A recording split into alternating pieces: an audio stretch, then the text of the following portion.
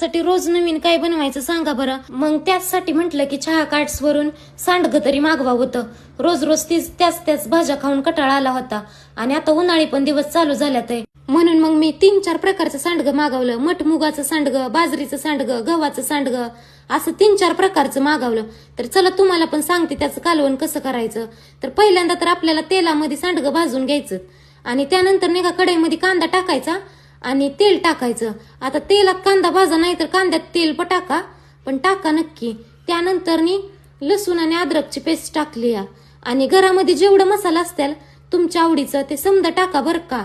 आणि मीठ टाकायचं आणि चांगलं परतून घ्यायचं. परतल्यानंतर मग सांडगं टाकायचं आणि सांडगं पण चांगलं परतायचं बरं का. जेवढं चांगलं तुम्ही परतणार तेवढं चांगलं कालवण होणार आहे त्यामुळं. आणि मग पाणी टाकायचं. तर जेवढी घरामध्ये माणसं तेवढ्या वाट्या पाणी टाका बरं का तुमच्या अंदाजाने. आणि मग कोथिंबीर टाकायची. आणि तुम्हाला पण जर हे सांडगं पाहिजे असेल तर छायाकार्ड्स.com वरती जाऊन तुम्ही मागवू शकताय किंवा छायाकार्ड्स हा ऍप डाउनलोड करा आणि तुमची पहिली ऑर्डर प्लेस करा. त्यानंतर असं गरमागरम ताट वाढायचं बरं का.